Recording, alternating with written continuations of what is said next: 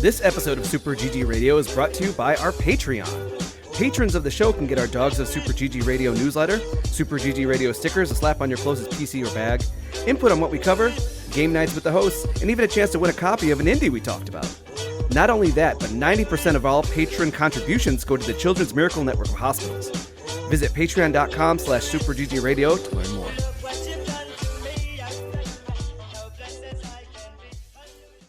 I'm back on the intermittent fasting.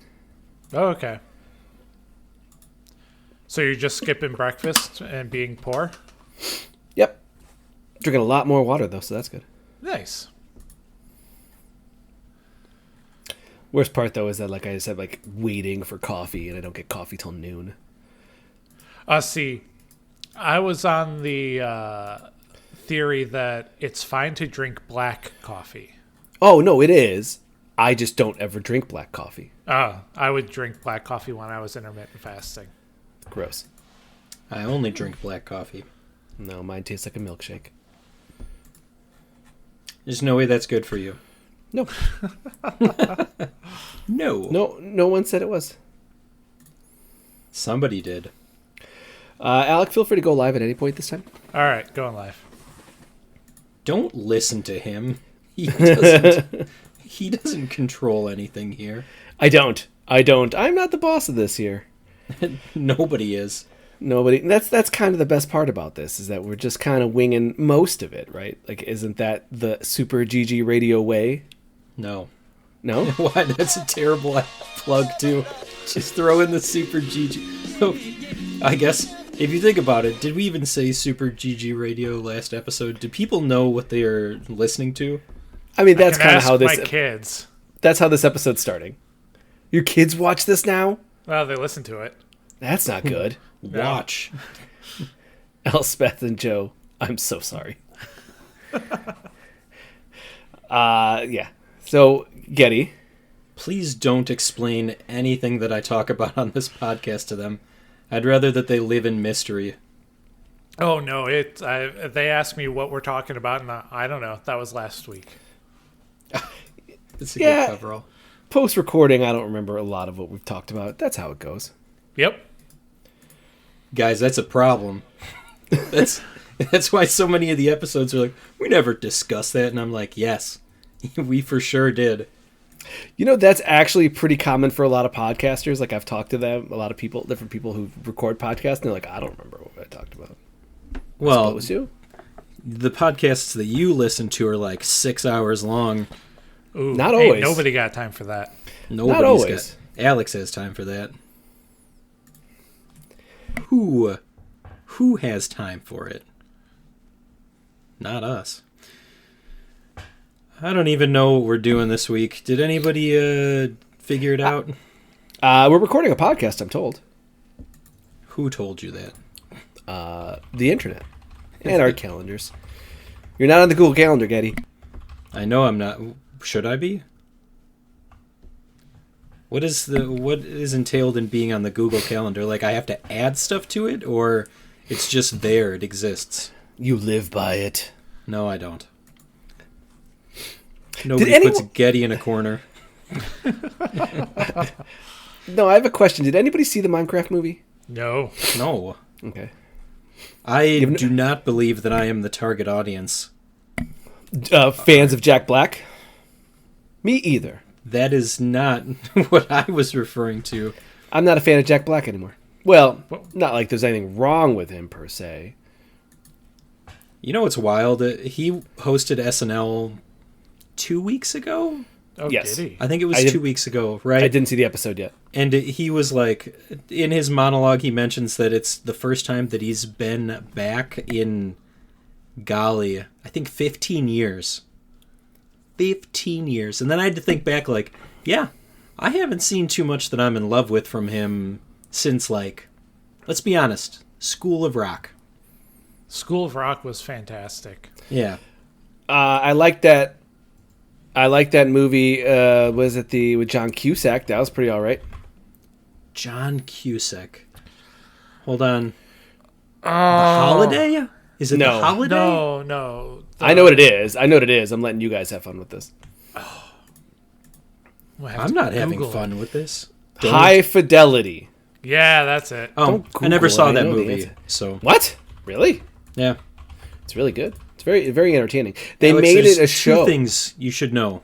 Yes. I don't watch movies that are serious. I don't read nonfiction books. Only fiction. That's who I am.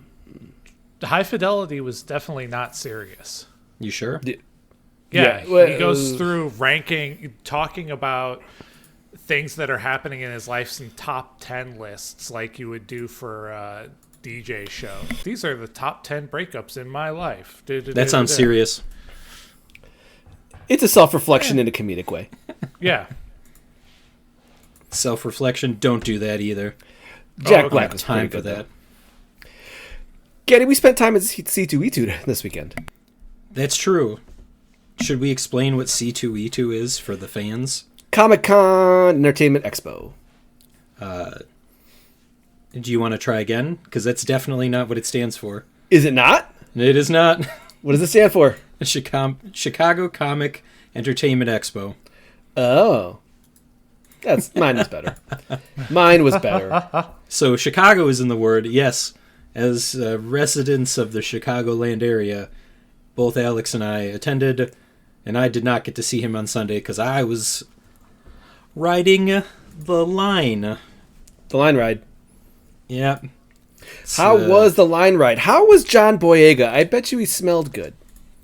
That's just get up problematic right there. Gotta get up there and just like Yeah, just give Not us sniff him, that's for sure. No, you give him a sniff. Every Now- celebrity, you give him a sniff. Nope. That's why I was asking, what did Paul Rudd smell like? I also didn't smell him. I think I asked Lisa. I think she did have an answer. Really? She might have. It's Paul Rudd. I don't know. man. You got to know what he smells like. No, the picture turned out pretty well. Yeah, definitely. Nothing like flipping off everybody to really spice up a picture. Now, let's talk about that. Getty, whenever you meet these celebrities, you will have them give the bird. Okay. Where did that start?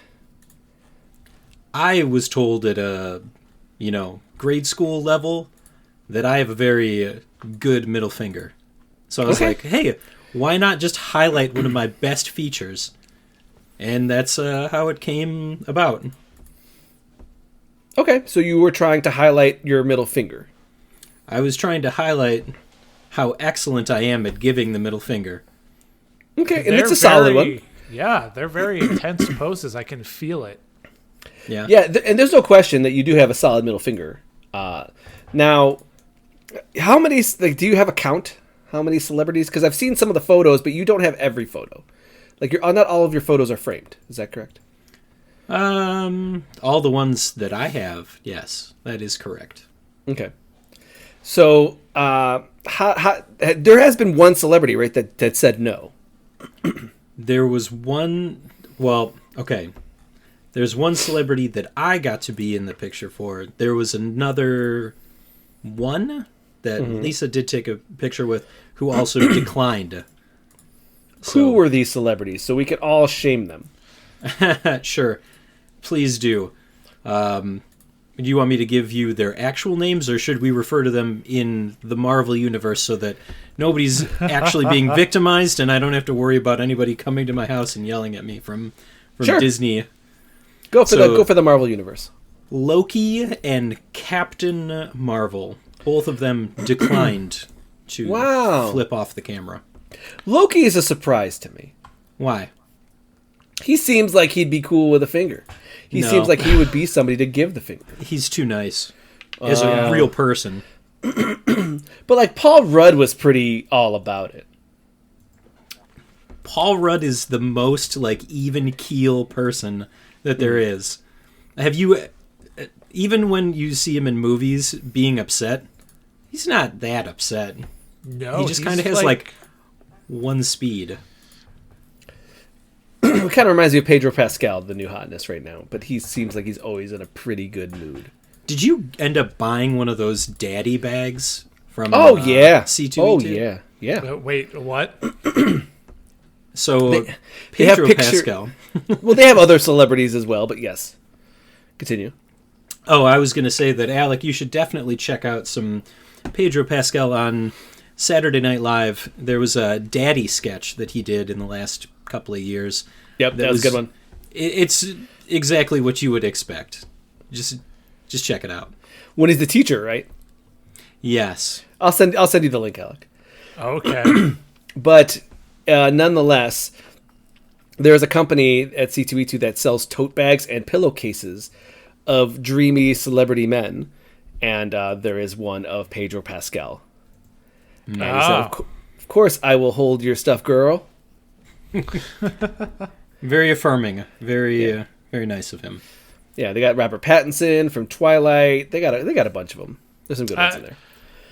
I like how it's Robert Pattinson from Twilight, not Robert Pattinson from Batman.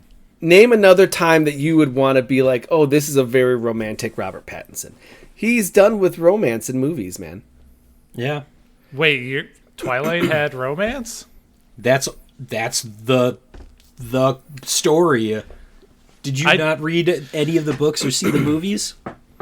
I've heard stories about the movies and the books, and it really sounds extremely lame. Okay, you guys should see his rom-com where he's in love with this girl and she leaves and he goes to tell his dad at his office that he doesn't care what he thinks. I'm going to go win back the girl. And then he looks out the window of his dad's office. Turns out he's in the Twin Towers and it gets hit by a plane. That's the movie. That's how the movie ends. Whoa. Yeah, that was a movie he was in. It's like, wow, that's a swing. All I was going to say is that I did read Twilight. The first one, right? Or all of them? All of them except for the last one. Oh, why would you do that? Why? Because I was waiting for something to happen. And it never happens, Alex. There's a big war at some point. It never happens. That's not what I'm talking about. And then, you're waiting for it. Well, yeah, they don't like it. Doesn't really happen that way. You were waiting for the smut, man. Oh yeah. Well, that's what those books were.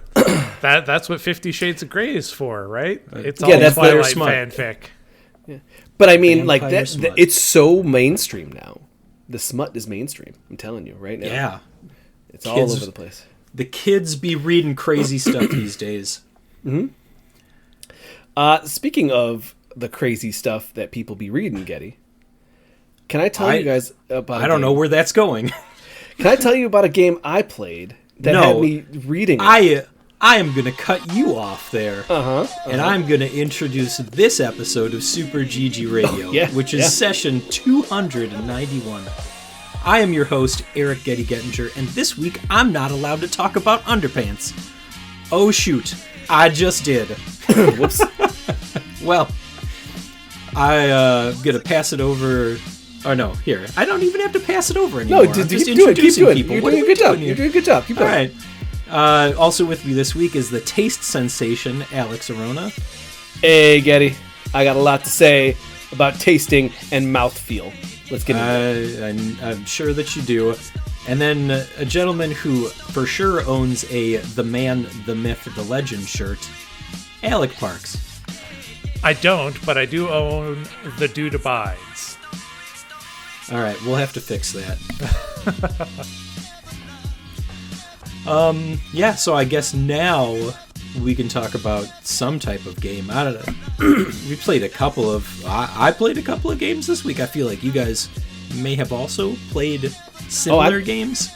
I played some games, and I wanted to talk about the one I was about to talk about. Okay. I played a game called Lorelei and the Laser Eye. And I've been reading, like a lot of reading. Lorelei and the Laser Eye, for all intents and purposes, is an old school tank control. Imagine Resident Evil 1. Okay. Looks like it, acts like it, with tank controls, cell shading, but it's got cell shading and some trippy effects. But just Puzzle City, non-stop Puzzle City, in the most difficult possible way imaginable. Now, Resident Evil, the original, was also Puzzle City. No. But this is more Puzzle City? No, that was like, I picked up a little book of easy Sudokus. No, this is, oh, you're going to need to learn cryptography and you're going to be doing algebraic equations while also digging into Greek mythology. So you better brush up on that. Oh, do you have a notebook? Better have one. And it says as soon as you start up the game, make sure you have a notebook because this is going to be a beefy boy. I would like to remind you that when we started this podcast, I would take notes on all of the games that we would play until I was criticized for having paper at my desk and crinkling it. There's always a notebook next to my desk. Oh, you should see the stack. You should see the stack. I always have stacks of Post-its. We know about the Post-its, or at least I know about the Post-its, but you can lose those. Somebody could come up to the desk and, I would be so eat upset. it, or I would be so. Why chew would they on eat my it. Post-its? So, okay, so You have a daughter and a dog. Take that's your true. pick. Somebody's going to try and eat it. So for instance, they give you a book you find a book and it's like, oh, it's math equations and it's like math puzzles and it's got 15 of them. And as you go through, you find shortcut doors that'll have a number on it and you have to go to that book and solve the math puzzle. Okay. It's like, oh, I might as well just solve this math book because every time I find a shortcut door, I want to know the answer. So I've had to do that. You have to like take answers from one place and then flip it over to another. You'll find a book of all these movies and when they came out, but then you'll find the movie posters around, but sometimes they'll be reversed. So you have to flip the number backwards and then put it in the door to unlock the next door. It's so complicated. And what makes it harder, because of course, when it comes to some of this stuff, I'm going to use a guide, but the game Shame. No. Shame, sir. No, let me tell you, Getty. Let me tell you. The game randomizes the variables. Nice. So the guide will say, I'm going to explain to you how this puzzle kind of works, and then you kind of have to use the variables to figure it out I am in yourself. love with the person who made this game. Yeah. Take that, Alex. That's why I thought you would like it because I beat it, but I had to. I couldn't use a walkthrough fully. I had to, and actually, what's funnier / worse is that using a walkthrough, this guy's like, I've beaten this game 3 times, and like one of the end puzzle goes, I don't even know how you're supposed to get it. This was combined. It was a bunch of combined guesses from people on Reddit. So for real. And it was a legit guide. It was like a full step-by-step, but it was like, yeah, this has been just people brute forcing it on Reddit. No one knows how this one really gets solved. Here's our best guess. Yeah. That's fantastic. So, but that's like, to me, that's kind of bad. So there is a point against it. But at the same time, I'm like, this is a really... this is smarter than anything I could ever hope to accomplish. And that's what I wrote the review on our website, and it was like, this game is smarter than I. Lorelei is smarter than I. I could not. And I finished it, but boy. And the puzzles are even just like, they're even cooler than that because there are, it's very trippy in the way that like all of a sudden you're in like a David Lynch, like just red room where a guy who's got a blurry censored face is going to say, okay, we have a story here. We have facts, but we're missing some of these facts. You tell us to the best of your memory. And they give you a scene. Like you'll see a guy and he's got a gun and a girl's like, ah, and it's in front of a desk, but it's frozen in time. And I'm like, oh, okay. I just see this. And then you hit a button, it goes, are you ready? And I'm like, hold on. I don't know what that means. I don't know what that means. So I'm like, well... Are you ready? You gotta be ready. So I said no, and then I just took out my phone, and I'm like, click, click, like take pictures. And then I go, I guess I'm ready. And then it goes, what was underneath the chair? And I'm like, I don't know what was underneath the chair. And I pull up my phone, I look at the picture, I zoom in, I'm like, fork? There's a fork underneath the chair! And he's like, good memory. I'll let you survive. I'll let you live this time. And I was like, ah! And there's like 15 of those, and they just kind of happen sporadically. These puzzles are just constant, like different types ongoing all the time. It's so cool how this happens. I have a whole stack of photos in my phone of just like different scenes where because the first time I didn't know what that was. I didn't know the puzzle was because that puzzle just kind of happens upon you while you're walking. You're walking, and all of a sudden a ghost will appear and grab you and goes, okay, this is the puzzle now. And if you don't get it, you die. So I hope you saved your game, which I didn't. And so I was worried about that. And then after that, I was like, okay, every time the scene came up, I'm like, I'm taking like 10 photos at different angles. Again, the question is different. So you do have to like take photos of the scene or memorize it, because I would go in there and I'd be like, holy crap, there's a key in the potted plant, but on the desk there's an equation written on the notepad, and then under the desk is a dog bone, and they'll go, what was in their left hand? I'm like, a rose? And I look at the picture, I'm like, it's a rose? And then they go, cool, you're good. And I'm like, I didn't need to know the key or the potted plant or what was underneath the desk, but apparently that will happen depending on your playthrough. It sounded like, from the way that you described it before, it could have been any of those things. Yes. Terrifying. Yeah, Lorelei and the laser eye kind of blew my mind with that. I just kept getting so freaked out and confused. And the guide is, I do think if you're going to play this, at least have the guide nearby, because it is just so easy to kind of lose the thread of where you're at. You're like, I don't know what I'm supposed to do next. And you, the way it works is you just have the mansion, and you have to go through and explore and unlock more and more and more of them, and of the puzzles and the rooms and the different things that'll happen. So at a certain point, you'll have 5 active puzzles. 5 to 10 active puzzles. We're like, well, there's a puzzle over here that I have not figured out yet. There's a puzzle upstairs, like I'm supposed to do something with that mirror. There's something in the basement that I also don't know. You know, like it's one of those things that like you have to kind of keep a notebook of where the loose ends are and then start chipping away. And if that doesn't work, then it's like, okay, the guide will probably at least point me in the right direction of where to go next. Okay. Very intense. So I think that if you're looking for something like this, right now everybody is losing their mind about Blueprints, that game that we played a beta test for. And everybody's talking about this nonstop. And I'm like, this kind of reminds me of that, where everyone's like, I got a notebook. I have to figure out every room. Apparently there is a lot of more puzzles in every room in that game that you just don't understand until the game tells you, oh, by the way, this is what this means. So along those lines, Lorelei and Laser Eye, I'm like, oh yeah, this is just a notebook, and I'm just sitting down and writing out equations because that's the only thing I can understand. Yeah, okay, so to put it into perspective, Blueprints, we talked about it, like a month ago, maybe a little bit longer. Yeah. And that one was a little bit more dependent on, you go from room to room and you're building out this whole area, but there are hints and clues that you pick up along the way. So it's in the vein as far as what we're saying, like you're exploring or you're moving around. I really didn't think that there were too many puzzles when we played Blueprints. I'm told that the first 5 hours are meaningless. Okay. And then around the 6th hour, everything completely changes to be this super immersive puzzle. Okay. Yeah, because it felt like we were just scratching the surface with it, while Lorelei and the Laser Eye definitely sounds like it's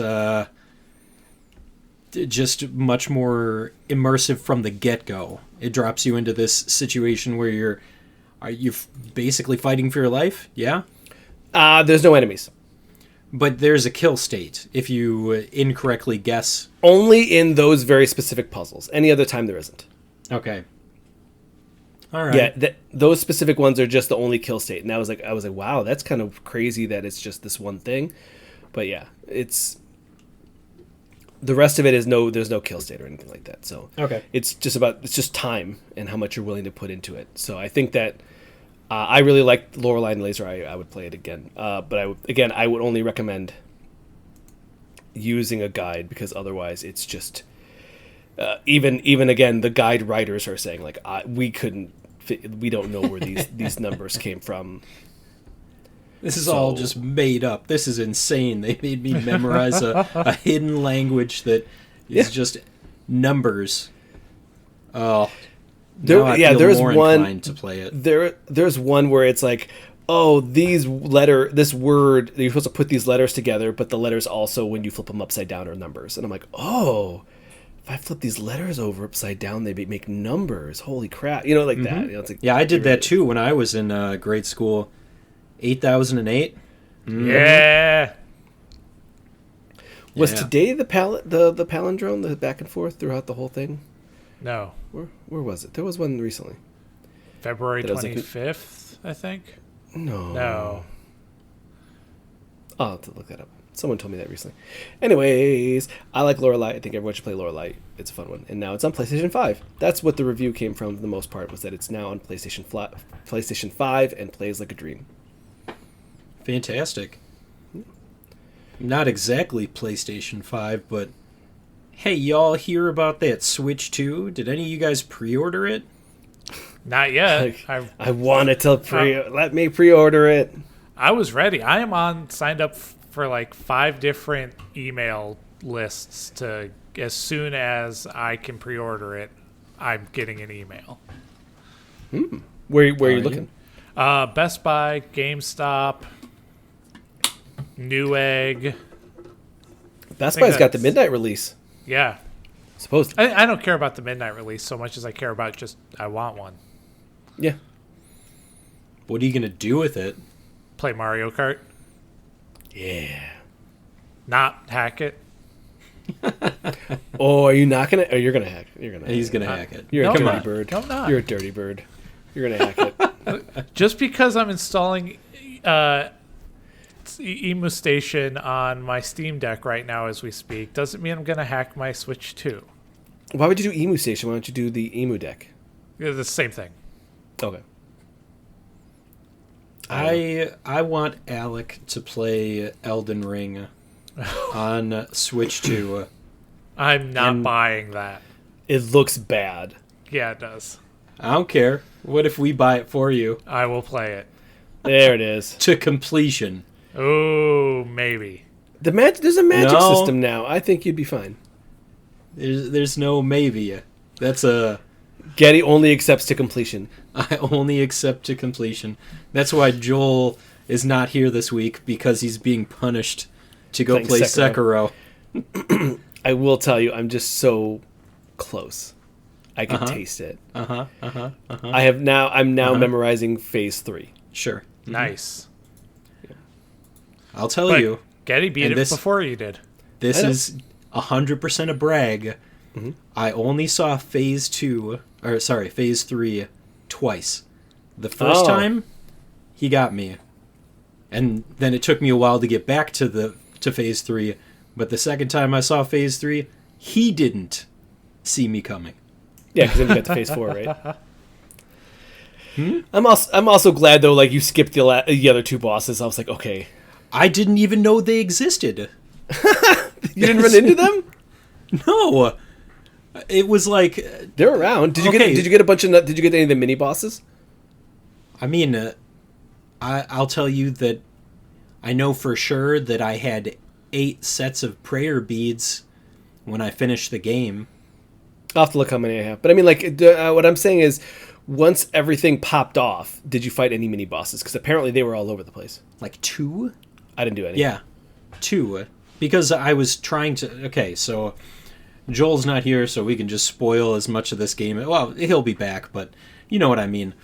We could talk more about Sekiro another time, but when night came, I went back to the tower. They told me, hey, you got to go to the secret passage, so I just went to the secret passage. I ran into one mini-boss on the way there, and then after I got trounced more times than I care to admit by the last boss, I was like, oh, I'll go do some other stuff. So I went and did a couple of other things. I came back, and then, yeah. And then I put my head down, and I beat him. I didn't do anything else. I mean, do you notice that the carver is not there, right? Yes. Well, but you also were doing other stuff in the interim. Like, when we talked, you were like, oh, yeah, I went and fought the 2 monkey battle. And I was like, oh, I should go figure out where that is. And it was in that cave that I found before. Oh, okay. Remember when I was like, oh, I found this crazy cave and I don't know what happens here. That's what happens there. It was the 2 monkey battle. See, I just went like that was just like the natural progression for me was like That was so far out of the way. I found it, and then I was like, "There's nothing here." it was monkey battle, then second monkey battle. You went and did them back to back, but it's not like you can follow him to the other location. He just disappears. Yeah, but the other location was my next stop. But it was like on the other side of well, you were also going off in different directions. Okay, so I guess that kind of makes sense. Yeah. Kind of. I mean, again, that's kind of the thing about an open world is that like your version and where you go is completely different than me. Yeah. Well, I did spend a lot more time in that upper area after I rode the straw monster into heaven. I don't know. Oh, I just bolted. I ran through that. I was like, I'm done with this. I feel like part of this game was an acid trip. Like, sometimes enjoyable, sometimes not enjoyable. I mean, we could probably just talk about Sekiro all night, but yeah, you want to take a small break here and then circle back to early adopters? Hell yeah! All right, Joel, don't cut any of this. We're gonna take a break and we'll be right back. Pew pew pew pew pew. Cut the gun. Guns. Getty, I've been feeling sluggish. I usually need 3 cups of coffee to get through the day, and when I get home, I'm usually too wiped for gaming. You know, that's why I keep all my gaming on the weekends. Well, Getty, luckily enough, we've partnered with Magic Mind to try out their 7-day challenge, where you try out their mental performance shot. 100% safe addition to my daily routine that kept me focused, mentally clear, motivated, and productive. We both got a chance to try it, and I gotta say, not only did it help me stay on task, it also helped lower my stress levels according to the Fitbit that I wear. I agree. I felt soothing, calm throughout my day, giving me the focus to work and game, energy to stay awake, and the patience to handle my busy toddler. It felt very zen. Right? I also felt waves of calm energy with all the jitters I would normally get from drinking that extra cup of coffee. Now let's talk about the taste. A lovely mix of matcha and ginger. You've given us appalling ginger shots before, but this genuinely tasted pretty good. Yeah, I could really taste the green. All jokes aside, though, it was a lovely taste of matcha, and it was great for just sipping. There's also ashwagandha in it, and I gots to get more of that. I agree. I actually take ashwagandha gummies, so this eliminated that need. I was actively surprised at the effects. I ended up with an extra dose and continued using Magic Mind. Its mix of mushroom nootropics, adaptogens, and 100% of my daily vitamin C and D per bottle. It kept my immune system up, and you know I need that with a toddler. Of course, and what better way to stay healthy and kick stress with just 1 bottle of Magic Mind a day?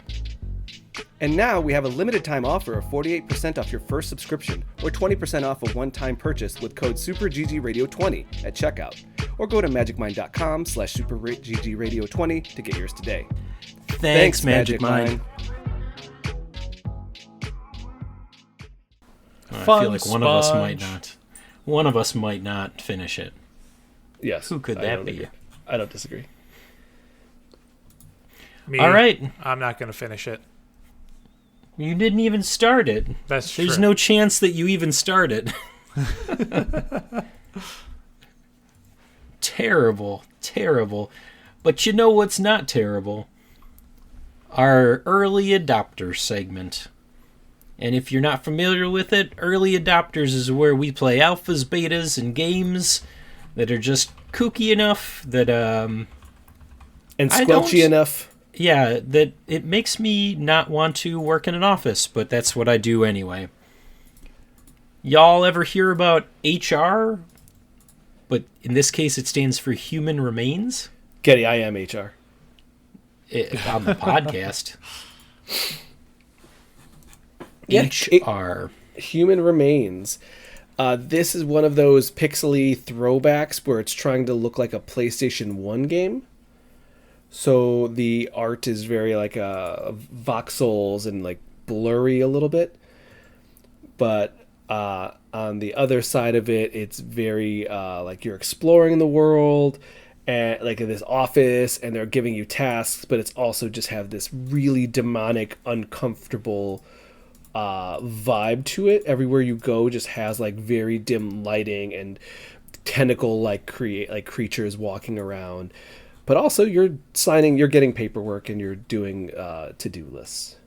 Man, you want to talk about dimly lit rooms. Uh-huh. That spider scene where you make it from one floor to another. You don't even make it through a floor. This game is so kooky, crazy, spooky, a little bit spooky too. But I think it, like that. I was kind of worried that things were gonna go bad real fast, so I was. They can at a couple of different things, but you're exploring this office building. You make it into like a weird tunnel, and it's like, oh, here's some road flares. Like, what am I going to do with road flares? I proceeded to then like try and walk into the next room, and it's pitch black. Spider shows up, and it's like, hey, what are you doing in here? Don't you burn any of my webs. If you do it again, I'm going to come in and I'm going to eat you. Ooh. What? So then Spider proceeds to walk away. Now, Walk away, Spider. Yeah, but you are then like, what am I supposed to do? So there is a light, like a room off in the distance. You can see the light. You can head over there. But again, room is pitch black. If you run into a spider web, that spider's coming for you, boy. Really? Yeah. Okay, so then the option is to, like, but if you light a flare, do they get real mad? The spider doesn't get mad about you lighting a flare, and it will generally help you to navigate the room, but it is not going to last long enough to get you all the way to that next room. Mm-hmm. And did you play the whole demo? No, I did not. Alec, did you play any of the demo? I did not play HR. All right, tell me more about it, though. Yes, I will continue to tell you, but I was just gauging to see how far anybody else made it. So you can be kind of sneaky about it. If you do end up running into any of the spider webs, then the spider makes an instant beeline for you, but if you clear and make it into the room, then you're fine. Okay. But you go from one room where you can activate a fuse box in order to turn on the elevator, and then the elevator is, of course, on the exact opposite side of the room from where you're at. Of course, so like any good horror game. Yeah, so now what you have to do is you can either go back, if you remember the path to get back to the original room, or you can try and make a straight line across and not get caught by the spider. That was the one time I died playing this demo. Was I didn't realize, like, hey, he was much faster than I was. Even running did not end well. No. I eventually figured it out. Like, I could... like any real meeting with HR, it does not end well. Yeah. No. I could get pretty far, and then I would go back to, like, reset the spider, and then the webs did not reappear. So just keep that in mind if you end up going back to test this bad boy out. So you cheesed it a little bit. I don't know if that's cheesing it. Intended. I mean, if it was, then I don't apologize, because I made it through the demo. Fair. The whole thing. To completion. Completion.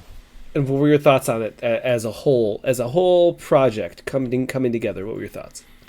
I enjoyed the aesthetic, the creepiness. Some of the monster designs were clever.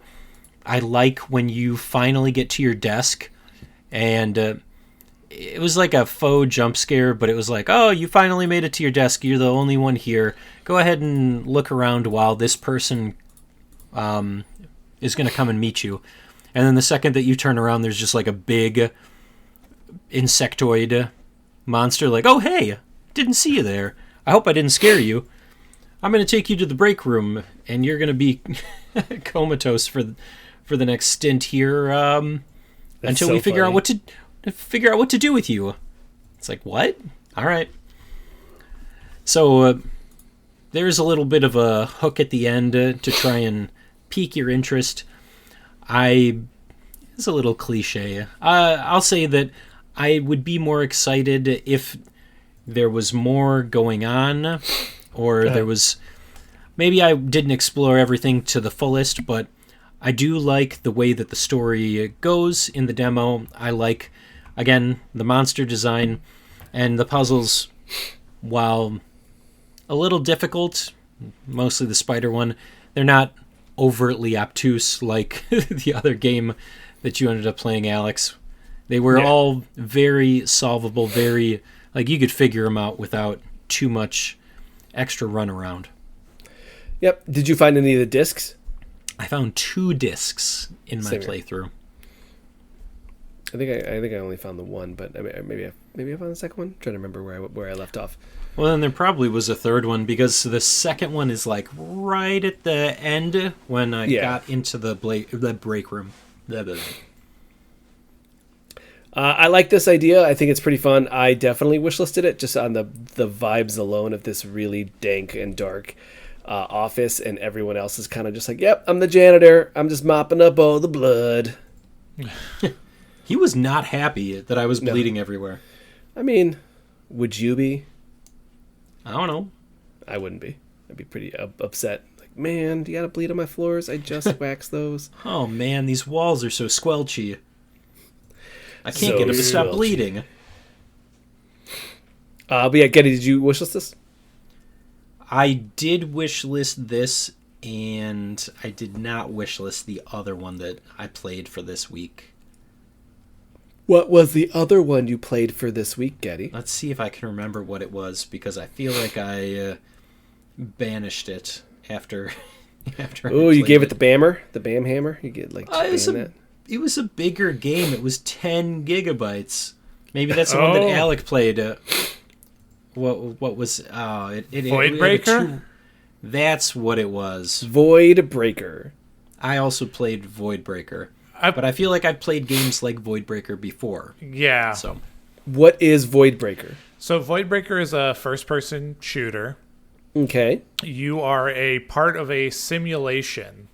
Love a Matrix situation. Yeah.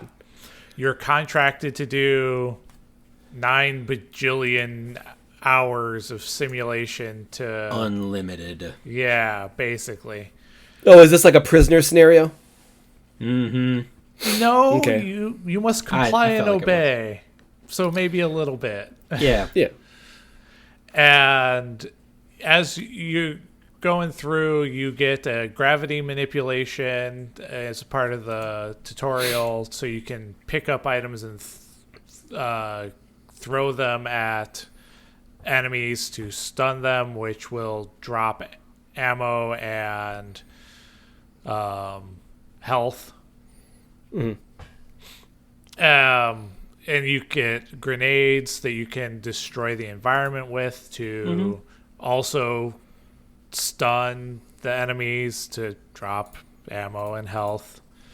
And after each area, you pick up randomized bonus to your gun.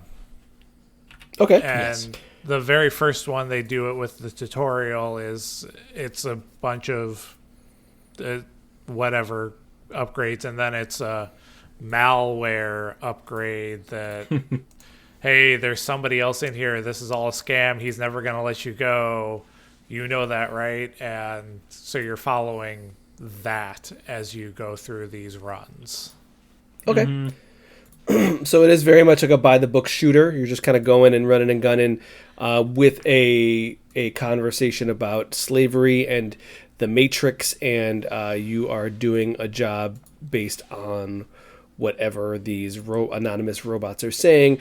Cake is a lie. Yeah. Cake is a lie. Well, I don't know about slavery, but everything else it seems to ring true. It's kind of like, yeah, your gun starts talking to you, and it's like, hey, if you want to get out of here, I'll help you out. I think I like prison as more of the like what it is. Let's not go too far into it though. Okay. I could do that. I could be on board for that. But yeah, after it kicks you out of the simulation, the first simulation, you get like this real cool house that you're staying at, and it's like a tower, and it overlooks the whole area that you're surveying that you have to go in and fix. But the neat part was that the gun's like, hey, come and find me. And I'm like going over to the elevator. I'm trying to use the elevator. I go over to the couch, and eventually I'm like, oh, there's a hole in the ground over here. You jump into the hole in the ground, you climb under a bunch of wires and stuff, and eventually you get to just like a skeleton, and it's got some metal, like a circuit coming out of its head. You pick that up, and you have like this crazy flashback. And that's where like a cutscene, kind of cool, you know, like, oh, I did this an unlimited amount of times, trying always to find my way out, but I couldn't do it before I died. Okay. And then it's like, all right, now go try and get out. Yeah. I like that. Okay. Yeah. I mean, I like the hook more than... The gameplay? It's not that I don't like the gameplay. Listen. Is it rote? It's the fact that I know what I am getting into with a game like this. You aren't going to be able to do it on the first couple of tries. You're really going to have to try different routes. You're going to have to try different upgrades. You're going to need to collect resources so that you can purchase more upgrades so that eventually you'll be able to make it through a run successfully. And as a demo, I feel like if I'm going to invest that much time in it, I would just wait and get the game. Okay. I'm sorry. That's just how I feel about it. It, again, very, very comprehensive shooter. Alex said you have gravity manipulation. The upgrades, they feel impactful at times, but still, you're going to have to go through it a couple of times. Do your... or pay your taxes before you're really able to make an impact. Okay. Don't nobody want to mess around with taxes. No. It is tax season. If it's tax season, you're late. Yes. It's tariff season now, Alex. Oh, tariff season. It's even worse than you can possibly imagine. It's all we talk about all day. Yeah, your company's that'd be the worst. Alec, was that the one you played? That and Metal Eden. Oh, you went shooter heavy, eh? I did, and I was just like, oh, these games look cool, and then I started playing, and I'm like, wow, I picked the wrong games. Yeah. I am not good at shooters. What is Metal Eden? So Metal Eden is kind of a run and gun style shooter. You've got sliding, you've got wall running, you have this... you're looking for a hyper unit to re-enable your core ripper as the game starts. I don't know what you just said to me. Yeah, you said a lot of words that I was offended. Like one of the things I was like, man, the word core ripper kind of rules. I have no idea what any of this means. You had said a couple other things that I was trying to understand, but they all sounded metal as hell. Yeah, so it's a pretty metal game. You have a melee option, of course, but it's got a cooldown, and your core ripper instantly kills an enemy and rips out their core. Cool. But it's on a cooldown as well. You can either consume the core to do a super punch to destroy. So you rip out their heart, their metal hearts, you eat it, and then you super punch them. Yes. Or metal as hell. You can throw the core as an explosive. So you throw their beating hearts at them and it explodes. Yeah, also exactly. Metal as hell. You played this? I did. How well? Not great. Okay. I got to the first... I played for about 20 minutes. I got to and repeatedly died on the first real... Hey, we're going to send a couple of waves of enemies at you, wave after wave after wave. Good luck. Were you walking backwards? Were you doing Sometimes. the kite moves? Were you doing the kiting? They were coming at you from all angles. You could only kite so much. Yeah, you got to go backwards and like circle strafe. Yes. Okay. But you've got to use... So the melee causes enemies to drop health. Yep. The chances of it depend upon how low your health currently is. Uh-huh. And you're on that cooldown, so if you miss, oh well. Now, Alec, how much Doom 2016 have you played? None.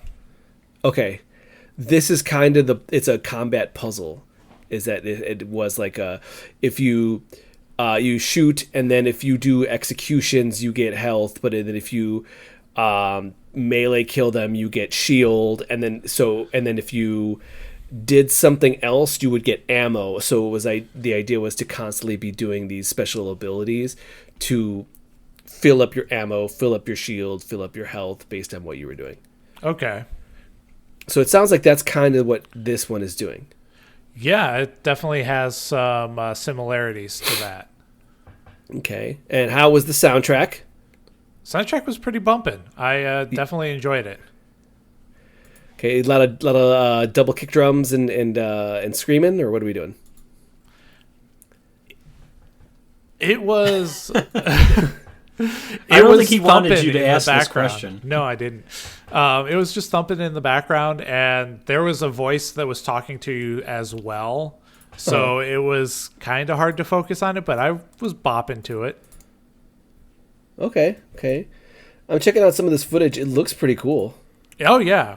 Yeah, that's why I was like, not you good played at this? Yep. Yeah. All right. I do feel like there should be a little bit more emphasis on the soundtrack. It does do a little bit of like the techno metal. Yeah. So that's all right. Yeah, okay. I like this. I think that it looks really cool. It does have, like, again, a Doom 2016 look to it, including when you kill them, it does a slow-mo of their death. Sometimes does. I didn't get too many of those. It's when you finish the wave. Oh, okay. Like. Yeah, I didn't finish the wave. I died. Oh, wow. I died horribly. You get some customization here. You get some good movement. Wow. This just looks good. Yeah, this is just a real cool looking game. It felt very fluid. Yeah. And you might like Doom 2016. You might like it. You can pick up other guns and stuff. It was pretty good. Was there an upgrade situation? Not that I encountered. Okay. Okay. Yeah, because that's a big part of. Yeah, I feel like we could probably get that. I feel like this is just like the initial. There's even grapple hooks. Ooh, love me a good grapple hook. I mean, when I was looking at the trailer for it, I felt like Shadow Warrior 3, which is something that I played. Yeah, like a while ago, like 3 years ago. For the show, it feels like it's more akin to that, but less. This is more sci-fi than Shadow Warrior. But that had wall running. It had like waves of monsters. You would just like jump into a kill room, and then you would like fly through all of your weapons. Sometimes using melees, all that stuff. Yeah, so very similar. Ripped out to that things robot's that heart and used it as a grenade. Cool. Yeah, I think that I did that in Shadow Warrior as well. There were some enemies that if you did.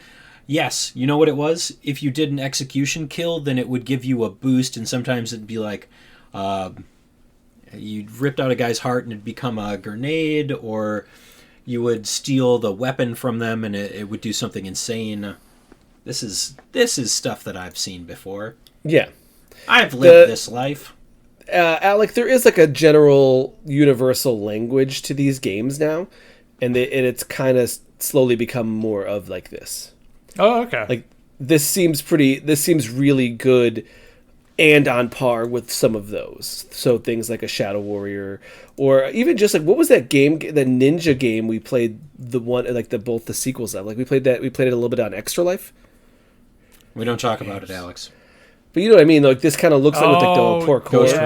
Ghost Runner. Yeah. We don't talk about it though.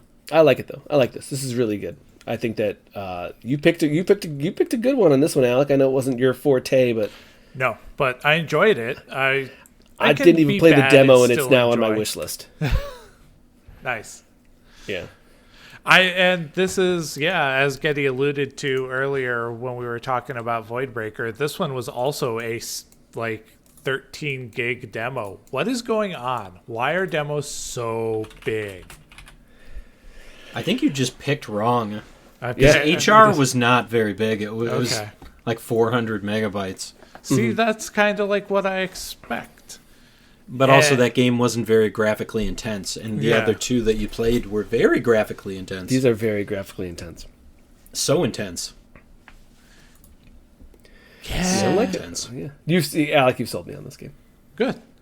And with funny enough, you're like, I don't know if this game's for me. And I look at it, I'm like, this game's for me. And that's okay. I'm the target audience. Yeah, I am not, but I enjoyed my brief time with it. I just can see me getting frustrated and being like, nope, I'm not playing this anymore. That's fine. Shooters don't have to be for you. Yep. Cool. Those are games we played. Yeah. For sure. That feels like an episode, Getty. I think it is an episode. I know that we will jump into one last thing, and I know that it's probably a couple weeks before we do get to talk about it on air, but I just want to say the hype for Until Dawn, the movie, it's real. Oh, absolutely. I am ready. My body is ready. I'm excited for it, so I'm hoping that we get to circle back. It should be in about 2 weeks, right? That we'll be able to talk about it. That's on time for our next episode. Hell yeah, it is. All right. That'll take us over to our final segment of the night, One Last Thing, and this week's One Last Thing is brought to you by, I don't know, people rolling their competitive decks in casual. What's up with that, Alec? Oh, well, that's a whole different tirade. I just want to test some decks. I just want to see how cards work together, and instead I got to play against a 3-turn kill deck. You know what? Whatever. You guys should record a Magic the Gathering podcast. No, we're going to do... we're streaming next week, right? Yep. Okay. I've got to do a couple more drafts to get ready for it. I'm going to just build some terrible decks. But excellent. We'll come back to that. All right, one last thing. My one last thing. I think I am exactly a week away from Expedition 33. I don't know about you guys, but I'm hyped. I cannot wait.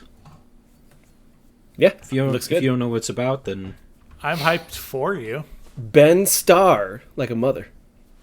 is he in it? Yeah, Nice. he's very excited for that. Yeah, exactly a week away. I am very excited for all You of got to the finish that. You got to finish that Tales of Arise first. I can never finish it. It's I a have long a game. week. I have a week, and I'm still at 50%. It's a long game. I played Sekiro and like 4 other games, and Yeah, I you did. still haven't made any progress. All right, Alex. I'm gonna, like, as soon as this episode's over, I'm gonna go try to beat Sekiro. I'm like right at the end. I feel it. I feel it in my bones. I just want that game to be done. You should stream that. Maybe. Maybe. All right. Yeah. Alec. I could go on a tirade about drafting and waiting for people, but I won't. Instead, I'm going to go figure out what GameCube games I want to put on my Steam Deck. Ooh, that's a good choice.